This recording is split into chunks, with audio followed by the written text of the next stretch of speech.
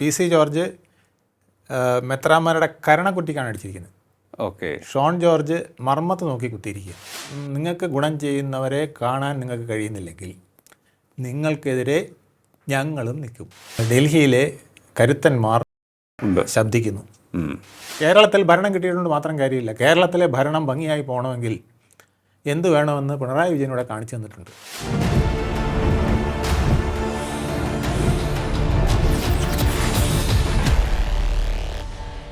നമസ്കാരം. ടോക്കിംഗ് പോയിന്റിലേക്ക് സ്വാഗതം.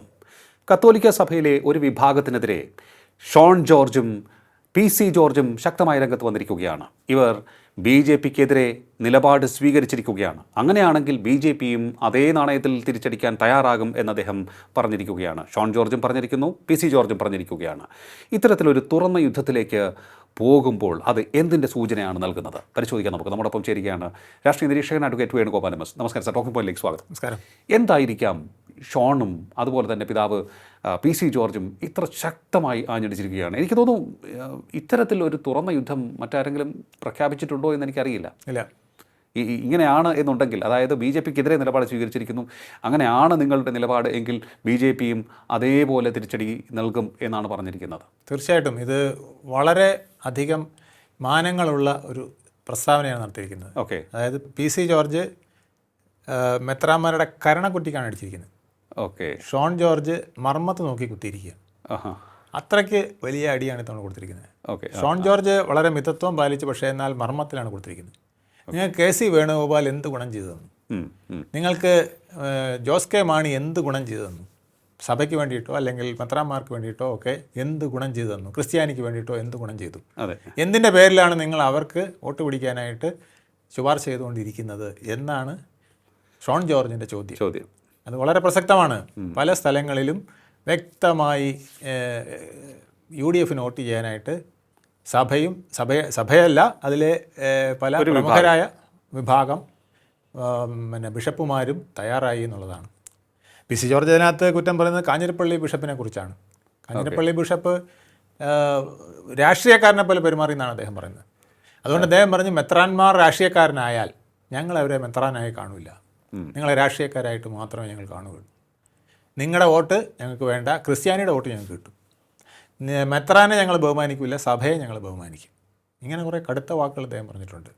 അദ്ദേഹം പറഞ്ഞു, നിങ്ങൾക്ക് ഗുണം ചെയ്യുന്നവരെ കാണാൻ നിങ്ങൾക്ക് കഴിയുന്നില്ലെങ്കിൽ നിങ്ങൾക്കെതിരെ ഞങ്ങളും നിൽക്കും എന്ന് പറഞ്ഞാൽ ബി ജെ പി വളരെ സ്ട്രോങ് ആയിട്ട് ഇനി സഭകളുടെ കാര്യങ്ങളിൽ അവർ പറയുന്നത് കേട്ട് മാറ്റിവെക്കുകയും മുട്ടുമടക്കുകയും ചെയ്യുന്നത് അവസാനിപ്പിക്കും എന്നുള്ളതാണ് പി സി ജോർജ് പറഞ്ഞിരിക്കുന്നത്.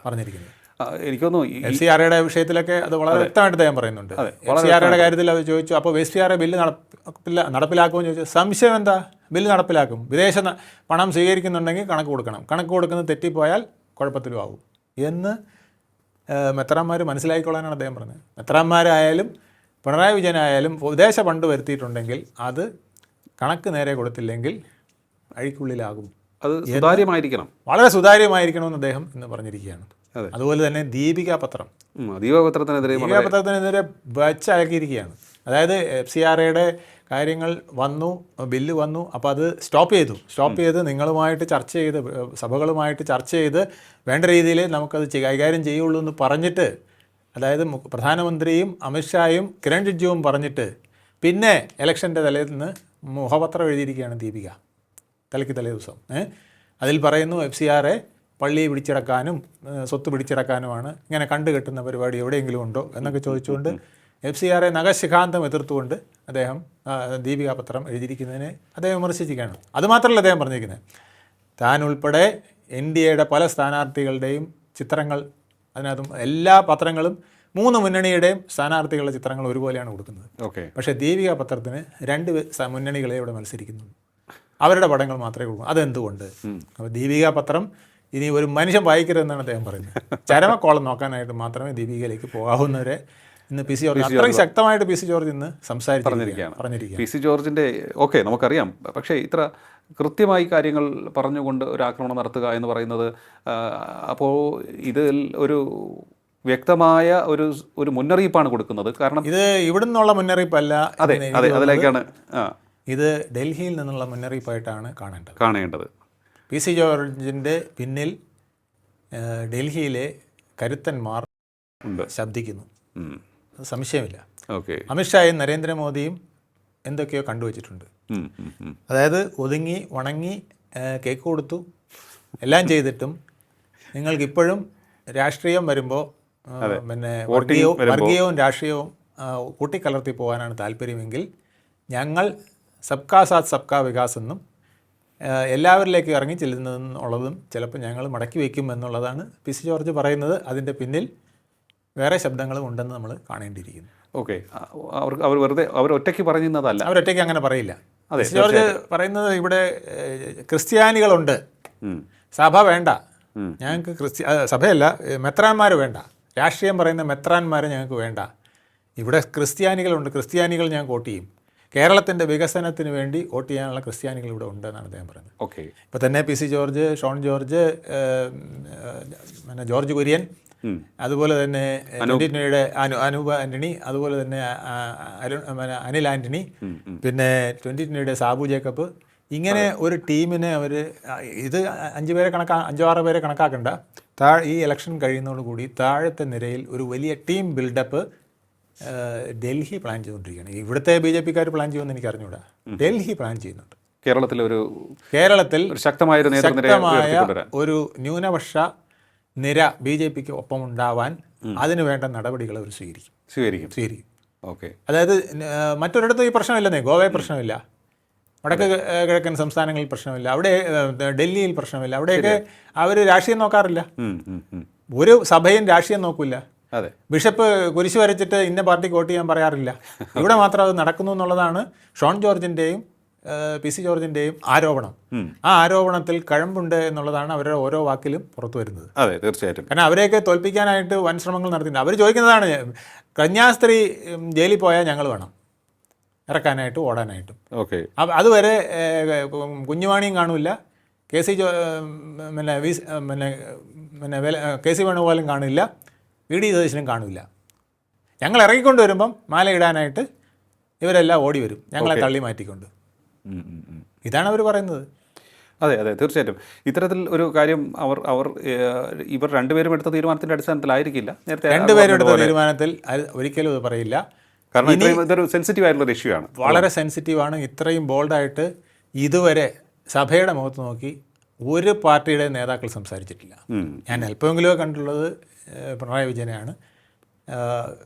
നികൃഷ്ടജീവി എന്ന് പറയുന്ന പോലെ ചില പദങ്ങളൊക്കെ അദ്ദേഹം പ്രയോഗിക്കാറുണ്ട്. ചില സമയത്ത് ആ കാര്യം ഇവിടെ മീറ്റിങ്ങിൽ മിണ്ടി പോരുത്, മിണ്ടാതെ അവിടെ ഇരുന്നോണം, ഈ സബ്ജക്റ്റ് ഏതാണോ അത് മാത്രമേ സംസാരിക്കാവുള്ളൂ എന്ന് പറയുന്നതൊക്കെ ഞാൻ കേട്ടിട്ടുണ്ട്. പക്ഷേ ഇതുപോലെ നിങ്ങൾ രാഷ്ട്രീയം കളിച്ചാൽ അതിനപ്പുറത്തെ രാഷ്ട്രീയം ഞങ്ങൾ കളിക്കും. ഇനി മെത്രാന്മാർ രാഷ്ട്രീയക്കാരായിട്ട് വരികയാണെങ്കിൽ ഞങ്ങളും തന്നെ രാഷ്ട്രീയക്കാരായിട്ട് ഇനി പെരുമാറും എന്ന് പറയുന്ന സാഹചര്യം ഉണ്ടായിരിക്കുകയാണ് എന്നുള്ളതാണ് പുതിയ കാൽവെപ്പാണ്. ഏതായാലും ഈ FCRയെ സംബന്ധിച്ചുള്ള കാര്യങ്ങൾ തെരഞ്ഞെടുപ്പിന് തൊട്ട് മുൻപ് വന്നപ്പോൾ നമ്മളെല്ലാവരും സംശയിച്ചു, എന്തിനിത് ഇപ്പോൾ കൊണ്ടുവന്നു, അവർക്ക് അതൊരു തിരിച്ചടിയാവില്ലേ? എനിക്ക് തോന്നുന്നു അവർ കൃത്യമായിട്ടുള്ള ഒരു സൂചനയാണ് നൽകിയത്. അവർ അതിന് കാരണം എന്നറിയാമോ, ഇത് പണ്ടേ പറയുന്ന പോലെ ഈ കേക്കുമായിട്ട് ചെല്ലുമ്പം സാധാരണഗതിയിൽ ഇപ്പോൾ ക്രിസ്ത്യാനികളിൽ തന്നെ പലരും പറയുന്നതാണ്, കേക്കുമായിട്ട് ചെന്നാൽ ആ കേക്കിനെ അച്ഛനെടുത്ത് കപ്പിയാർക്ക് കൊടുക്കും, കപ്പിയാർ അതെടുത്ത് പട്ടിക്ക് കൊടുക്കും. ഇത് ഒരു അതിശയമായിട്ട് നിൽക്കുന്ന സത്യമാണ്, മനസ്സിലായില്ലേ? അപ്പോൾ ഇതിനി തുടരാൻ പറ്റില്ല. മറ്റ് ന്യൂനപക്ഷങ്ങളോടും പറയുന്നതാണ്. കാലിക്കറ്റ് യൂണിവേഴ്സിറ്റിയുടെ വൈസ് ചെയർമാനായിരുന്ന ഡോക്ടർ അബ്ദുൽ സലാമിനെ അവിടെ മലപ്പുറത്ത് ഇലക്ഷൻ നിർത്തി. അദ്ദേഹത്തിന് കെട്ടിവെച്ച കാശ് കിട്ടിയത് ഹിന്ദുക്കളുടെ വോട്ട് കൊണ്ടാണ്, മുസ്ലിങ്ങൾ ആരും വോട്ട് ചെയ്തില്ല. അതെന്ത് ന്യായം? നിങ്ങൾ പറയുന്ന മുസ്ലിം MP-മാരെ BJP തരുന്നില്ല.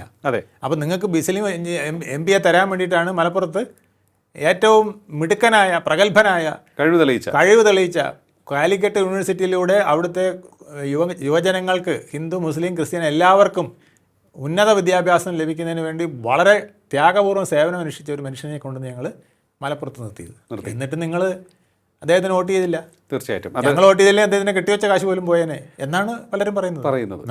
അല്ല, നമ്മളിപ്പോൾ കാണാൻ സാധിച്ചത്, എനിക്ക് തോന്നുന്നു ഈ PC ജോർജ് ആയാലും ഷോൺ ജോർജ് ആയാലും BJPയുടെ നേതൃത്വത്തിന് ആകെ ഒരു നിരാശയുണ്ടാകാം. കാരണം ഇവർ വളരെ ഓപ്പൺ ആയിട്ട് തുറന്ന സമീപനമാണ് സ്വീകരിച്ചത് ന്യൂനപക്ഷങ്ങളോട്. തീർച്ചയായും നമ്മൾ പ്രതീക്ഷിച്ചതുപോലെ അല്ല. ഏത് തരത്തിലുള്ള മോശപ്പെട്ട അവസ്ഥയാണ് അവർക്കുണ്ടായത് എന്നുള്ള ചോദ്യമാണ് അവർ ചോദിക്കുന്നത്. പക്ഷേ നമ്മൾ നോക്കുമ്പോൾ കേരളത്തിലുടനീളം ന്യൂനപക്ഷങ്ങൾ BJPക്കെതിരെ തിരിയുന്നു എന്നുള്ളതാണ് നമുക്ക് മനസ്സിലാക്കുന്നത്. അതിക്രൂരമായിട്ട്, അത് CPM-കാർ പോലും ചെയ്യാത്ത വിധത്തിൽ ക്രൂരമായിട്ട് BJPക്കെതിരെ സംഘടിതമായി ക്രൂരമായിട്ടെന്നാണ് ഞാൻ പറയുക. കാരണം എന്നറിയാമോ, പലപ്പോഴും അവരുടെ വാക്കുകളിൽ പോലും കാണിച്ച ഒരു സമീപനത്തിനുള്ള ഒരു മാറ്റമുണ്ടായിട്ടില്ല. ആ സബ്കാ സാത്ത് സബ്കാ വികാസ് എന്ന് പറയുന്ന കാര്യം ഇവിടെ നടപ്പിലാക്കിയിട്ട് പോലും അവരതിന് ഒത്തുനിൽക്കുന്നില്ല എന്നുള്ളത് വളരെ വിഷമത്തോടെയാണ് കണ്ടുള്ളത്. പണ്ടൊരു ചൈനീസ് പഴമൊഴിയുണ്ട്, നിങ്ങളെ ഒരാൾ തൊഴുതില്ലെങ്കിൽ അയാളെ നിങ്ങൾ തൊഴണം, നിങ്ങൾ തൊഴുതിട്ടും അയാൾ തൊഴുതില്ലെങ്കിൽ അവനെ തൊഴിക്കണമെന്ന്. ഇതിപ്പോൾ ആ നയത്തിലേക്കാണോ പോകുന്നത് എന്ന് PC ജോർജിൻ്റെ വാക്കുകൾ കേൾക്കുമ്പോൾ എനിക്ക് തോന്നുന്നു. ഓക്കെ, നിങ്ങൾ തൊഴുതിട്ടും തൊഴുന്നില്ലെങ്കിൽ പിന്നെ എന്ത് ചെയ്യണം എന്നുള്ളത് PC ജോർജ് പറയാതെ പറഞ്ഞിട്ടുണ്ട്. ഓക്കെ, വളരെ ശക്തമായ നിലപാടാണ് സ്വീകരിച്ചിരിക്കുന്നത്. അദ്ദേഹം ശക്തമായ വാക്കുകളിലൂടെയാണ് FCRA എന്ന് പറയുന്നത് ശരിക്കും പറഞ്ഞാൽ അവർ ഉദ്ദേശിച്ചത് 600 കോടിയോളം ഈ തീവ്രവാദത്തിന് വേണ്ടിയിട്ട് ഫണ്ട് ഇവിടെ ഇറങ്ങിയിട്ടുണ്ട്. അതിനെ നിയന്ത്രിക്കാനാണ് കേന്ദ്ര സർക്കാർ ഉദ്ദേശിച്ചിരുന്നത്. ശരിയാണ്. പക്ഷേ ഇപ്പോൾ PC ജോർജിൻ്റെ വാക്കുകൾ കേൾക്കുമ്പോൾ അദ്ദേഹം പറഞ്ഞു, അമിത്ഷായും കിരൺ റിജിജുവും മെത്രാന്മാരെ വിളിച്ചിരുത്തി പറഞ്ഞു, നിങ്ങളൊരു കണക്ക് തന്നാൽ മതി, ആ കണക്ക് ഞങ്ങൾ അംഗീകരിക്കാമെന്ന്. എന്നിട്ട് പോലും തയ്യാറല്ല എന്ന് പറഞ്ഞാൽ അപ്പം നിങ്ങൾക്ക് കണക്ക് പോലും കൊടുക്കാൻ പറ്റാത്ത വിധത്തിൽ കണക്കിൽ കവിഞ്ഞ വല്ലതും ഉണ്ടോ? അതെ അതെ, അതാണ് ചോദിക്കുന്ന വിധത്തിലേക്ക് വന്നിരിക്കുകയാണ്. തീർച്ചയായിട്ടും. അപ്പോൾ എന്തായാലും നമുക്ക് ഇനി അങ്ങോട്ട് കുറേയേറെ കടുപ്പമേറിയ സ്റ്റെപ്പുകൾ BJPയുടെ ഭാഗത്തു നിന്നുണ്ടാകാൻ സാധ്യതയുണ്ട് എന്ന് വേണമെങ്കിൽ പറയാം. 2 വിധത്തിലാണ്, തഴുകലും തലോടലും. ഒപ്പം നിൽക്കുന്നവരെ സാന്ത്വനപ്പെടുത്തുകയും തഴുകുകയും കൂടെ നിർത്തുകയും അവർക്ക് വേണ്ട സൗകര്യങ്ങൾ ചെയ്തു കൊടുത്തുകൊണ്ടും നിൽക്കും എന്നുള്ളതും. ഇനി നിങ്ങൾ ഇത്രയുമൊക്കെ ചെയ്തിട്ടും തഴുകിയിട്ടും തലോടിയിട്ടും തൊഴുതിട്ടും ഒപ്പം വരാൻ തയ്യാറല്ലെങ്കിൽ നിങ്ങളെ ഞങ്ങൾ എതിർക്കുമെന്നും ഒരു സൂചന ഇന്നത്തെ മുദ്രാവാക്യത്തിലുണ്ട്. അത് ഒരുപക്ഷെ ഈ ഇലക്ഷന് ശേഷം BJPയിൽ ഉണ്ടാകുന്ന ഒരു നയംമാറ്റമായിരിക്കും, തെക്കൻ കേരളത്തിൽ ഉണ്ടാകുന്ന ഒരു നയമാറ്റമായിരിക്കും, പ്രത്യേകിച്ച് കേരളത്തിൽ ഉണ്ടാകുന്ന ഒരു നയമാറ്റമായിരിക്കും. ഓക്കെ, സംശയം വേണ്ട. പക്ഷേ അങ്ങനെയാണെന്നുണ്ടെങ്കിൽ കാര്യങ്ങൾ കൂടുതൽ വെല്ലുവിളി നിറഞ്ഞതാവില്ലേ BJPക്ക് കേരളത്തിലെ വളർച്ചയുമായി ബന്ധപ്പെട്ട് നോക്കുകയാണെന്നുണ്ടെങ്കിൽ? കേരളം പൂർണ്ണമായും നമുക്ക് നോക്കുകയാണെങ്കിൽ 52% ഹിന്ദുക്കളുള്ളത്, ബാക്കിയെല്ലാം ന്യൂനപക്ഷമാണ്, ക്രിസ്ത്യാനികളും മുസ്ലിങ്ങളുമാണ് ഉള്ളത്. അതുകൊണ്ടാണ് അവർ ഈ ഔട്ട്റീച്ച് എന്ന് പറഞ്ഞൊരു സിദ്ധാന്തം എടുത്തത്. അരികിലേക്ക് വരിക, അരികിൽ വന്നിരിക്കുക, കേക്ക് തരിക, പരസ്പരം ഒന്നിച്ചു പോകാനായിട്ട് ശ്രമിക്കുക. നോർത്ത് ഇന്ത്യയിൽ കണ്ട ആരെങ്കിലും അടി നടത്തിയാൽ പോലും ഇവിടുന്ന് ഓടിപ്പോയി അവിടെ പോയി അത് അവസാനിപ്പിക്കുക. അറസ്റ്റ് ചെയ്ത ആളെ പുറത്തു കൊണ്ടുവരിക. അവിടുത്തെ ഒരു നിയമത്തിനാണ് അറസ്റ്റ് ചെയ്തത്. ഛത്തീസ്ഗഡിൽ നിലവിലിരിക്കുന്ന കോൺഗ്രസ്സുകാരുണ്ടാക്കിയ നിയമം വെച്ച് അറസ്റ്റ് ചെയ്ത ആളിനെ കേന്ദ്രത്തിൻ്റെ ബലം കൊണ്ട് പുറത്തിറക്കി കൊണ്ടുവന്നു. ഷോൺ ജോർജും സംഘവും അനൂപ് ആൻ്റണിയും ഒക്കെ ചേർന്ന്. അത് അയച്ചത് രാജീവ് ചന്ദ്രശേഖരാണ്. രാജീവ് ചന്ദ്രശേഖരൻ്റെ നിർദ്ദേശമനുസരിച്ചാണ് അവിടെ ചെന്നത് നടത്തിയത്. അപ്പോൾ ഇത്രയൊക്കെ ചെയ്തിട്ട് നിങ്ങൾ രാഷ്ട്രീയം വരുമ്പോൾ നിങ്ങൾ രാഷ്ട്രീയക്കാരായി മാറുന്നോ മെത്രാന്മാരെ എന്നുള്ളതാണ് PC ജോർജിൻ്റെ ചോദ്യം. ഷോൺ ജോർജ് അതിനേക്കാൾ ഭംഗിയായി ചോദിച്ചു, ഞങ്ങളല്ലേ ഈ പടാപ്പാട് മുഴുവൻ ചെയ്ത് ഇറക്കിക്കൊണ്ടുവന്നത്, കോടതി പോലും അവിടുത്തെ നിയമം ഇന്നതാണ് നടപ്പിലാക്കണം എന്ന് പറഞ്ഞിട്ട് അതിനെതിരെ ഞങ്ങൾ നിന്ന് കന്യാസ്ത്രീകളെ ഇറക്കിക്കൊണ്ടുവന്നില്ലേ? ഓക്കെ, അപ്പോൾ ഇറക്കിക്കൊണ്ടുവന്ന് കഴിയുമ്പോൾ മാലയിടാൻ വന്ന KC വേണുഗോപാലിനും സംഘത്തിന് നിങ്ങൾ ഇതിനൊന്നും വരാതിരുന്ന ജോസ് കെ മാണിക്കുമാണ് ഇപ്പോൾ നിങ്ങളിവിടെ പിന്തുണ കൊടുത്തത്. ഇലക്ഷൻ വരുമ്പോൾ പിന്തുണ അവർക്ക്, ജയിലിൽ പോകുമ്പോൾ പിന്തുണ ഞങ്ങൾക്ക്. അങ്ങനെ ജയിലിൽ പോകുമ്പോഴത്തെ പിന്തുണ ഇനി വേണ്ട, ഇലക്ഷൻ വരുമ്പോഴും കൂടെ പിന്തുണ തരണം എന്നുള്ളതാണ്. ഇതിലൊരുപാട് മാറ്റം വരും. കാരണം എനിക്കറിയാം ക്രിസ്ത്യൻ സഭകൾ എപ്പോഴും അവർക്ക് ഗുണകരമായത് ഏതാണെന്ന് നോക്കി, ബ്രിട്ടീഷ് ഭരണകാലത്ത് പോലും അവരങ്ങനെ ചെയ്തിട്ടുള്ളത്. സ്വാതന്ത്ര്യ സമരത്തിൽ പോലും അവർ സൂക്ഷിച്ചേ കാല് വെച്ചിട്ടുള്ളൂ. ബ്രിട്ടീഷുകാരൻ്റെ ഭരണം എങ്ങനെ തനിക്ക് അനുഗുണമാക്കി മാറ്റാം, തൻ്റെ സഭയുടെ സ്വത്തുക്കൾ എങ്ങനെ വർദ്ധിപ്പിക്കാം എന്നൊക്കെ നോക്കിയാണ് അവർ പ്രവർത്തിച്ചുകൊണ്ടിരുന്നത്. അതുപോലെ ഇപ്പോഴും നയമാറ്റം ഉണ്ടാകും. അവരുടെ എല്ലാ കാര്യങ്ങളും, അതായത് കേരളത്തിൽ ഭരണം കിട്ടിയിട്ടുണ്ട് മാത്രം കാര്യമില്ല, കേരളത്തിലെ ഭരണം ഭംഗിയായി പോകണമെങ്കിൽ എന്ത് വേണമെന്ന് പിണറായി വിജയൻ ഇവിടെ കാണിച്ചു തന്നിട്ടുണ്ട്. കേന്ദ്രവുമായി ഒരു നയം ഉണ്ടാക്കിയില്ലെങ്കിൽ 6 ലക്ഷം കോടി കടമുള്ള കേരളത്തിന് ഇവിടെ പറഞ്ഞ ഇപ്പം 5 ആനുകൂല്യങ്ങൾ പറഞ്ഞല്ലോ, അതിൽ ഒന്നുപോലും നടപ്പിലാക്കാൻ കഴിയില്ല. കേന്ദ്രത്തിൻ്റെയും കൂടെ സപ്പോർട്ട് ആവശ്യമായി വരും. ഭരണം മാറി വന്ന് തമ്പിങ് മെജോറിറ്റിയോടുകൂടി കോൺഗ്രസ് വന്നാൽ പോലും അവർക്ക് കേന്ദ്രവുമായി ഒരു ഐക്യത്തിൽ പോകേണ്ടി വരും. ആ ഐക്യത്തിൻ്റെ പാലം ഈ ക്രിസ്ത്യൻ സഭകൾക്ക് കൂടുതൽ നന്നായി ഇടാൻ കഴിയും എന്നൊരു മുന്നറിയിപ്പും കൂടെയാണ് PC ജോർജ് കൊടുത്തിരിക്കുന്നത് എന്നാണ് എനിക്ക് തോന്നുന്നത്. ഇത്രയും നാളും PC ജോർജ് നല്ല ഒരു ക്രിസ്ത്യാനിയും ഇതുപോലെ പറഞ്ഞിട്ടില്ല. ആകെ പറഞ്ഞിട്ടുള്ളത് വെള്ളാപ്പള്ളി മാത്രമാണ്. ഓക്കെ. ഇത്ര ശക്തമായിട്ട് ന്യൂനപക്ഷങ്ങൾ എവിടെയെങ്കിലും പോളറൈസേഷൻ കാണിക്കുക, അതും ക്രിസ്ത്യൻ സഭകളോട് പറഞ്ഞിട്ടില്ല. അദ്ദേഹം മുസ്ലിം സമുദായത്തിനോടും അതിലെ ചിലരോടുമാണ് പറഞ്ഞിരിക്കുന്നത്. പക്ഷേ ക്രിസ്ത്യൻ സഭയിൽ ഇത്രയും ശക്തമായി പറഞ്ഞത് PC ജോർജും ഷോൺ ജോർജുമാണ്. അതിൽ PC ജോർജിൻ്റെ വാക്കുകൾ മുഴച്ചു നിൽക്കുകയുമാണ്. തീർച്ചയായിട്ടും. എന്തായാലും കാര്യങ്ങൾ വ്യക്തമാക്കിയിരിക്കുകയാണ് PC ജോർജും അതിനോടൊപ്പം തന്നെ ഷോൺ ജോർജും BJPയും എന്നുള്ളതാണ് നമുക്ക് മനസ്സിലാക്കാൻ കഴിയുന്നത്.